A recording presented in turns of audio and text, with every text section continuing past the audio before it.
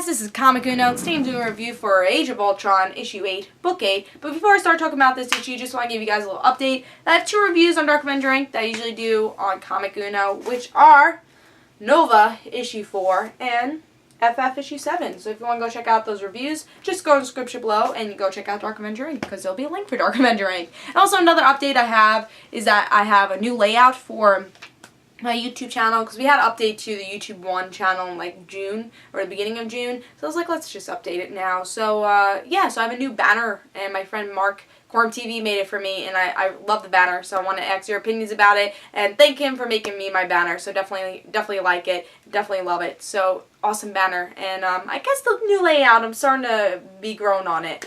At first I was like, I don't know about it, I kind of like the old layout, but I'm starting to grow with it. But let's talk about Age of Ultron, book 8. The cover is, it's generic. The art is really weird for this series, though. It's very, I would say very sketchy, and I think the example of that is right here, and there's some weird facial expressions, hopefully I can find, here's one. Some weird facial expressions in this series, hopefully it zooms in. Let's see. Yeah. Iron Man has such weird facial expression. He looks weird, too. He looks really old. But yeah, I like the cover in general, though, because I've been liking Sue and Wolverine. If I liked anything with Age of Ultron, I liked their unlikely team-up. So, I do like that, even though the art isn't perfect for the series at all, and the coloring is kind of weird for it also. But, I guess I like the cover. I wasn't totally excited because we have 2 more issues and I feel like not a lot happened with Age of Ultron that's really going to change the Marvel Universe that much. And it does feel like just an Elseworld story. It would be a really good Elseworld story, and that's what I've been saying about this series mostly, is that it's a great Elseworld story, but it's not that great of a event. Hopefully this issue changes my mind with that. Let's see. So in this story we get to see the changed present, because they killed Ant-Man, so this is the actual present. The Ultrons are not there, but it's just still very crazy, and it seems like Iron Man rules the world here. And then the Defenders try to back up Iron Man, and Wolverine and Sue are just captured. And honestly, that's all that happens, honestly. And then the Defenders like, oh, I want to talk to Sue and Wolverine. We should talk to them too. So they break in, and that's it. That's honestly it. And they have 2 hovercrafts that get destroyed, that they're on, the hovercrafts. So people die. Like always with this series, honestly, but no one actually dies. So, honestly, I didn't mind this issue. I guess it was okay. Honestly, I'm gonna probably give it a little lower grade than I have. Just a little bit. But honestly, I felt like not a lot happened. A lot of it was jumbled together. This whole Iron Man story, or Iron Man present, really isn't that interesting.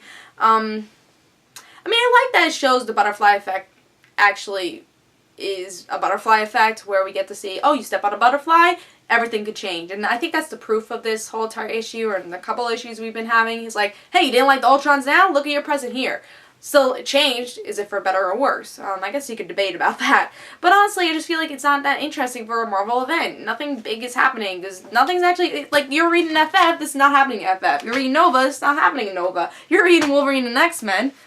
This is not happening to Wolverine and X-Men. It's not happening in any of these series, except if you randomly tie it in, and then the next issue with that tie-in, nothing happens. So I feel like this event, it's not really an event, it's just an Elseworld story that is not that great. Because not a lot of things are happening. Honestly, I'm just picking it up more, because I know something's got to happen in that last issue, and I've been following this series since issue 1, so I was like, let me just continue it. And I always pick up these events, and I always say that they're not great, and they always disappoint me. So, hopefully the ending issue is better than what we've been getting, though. Because at least the other issues were kind of a cool Elseworld story. Getting a cool team up with Sue and Wolverine. Really the only thing I liked about this issue.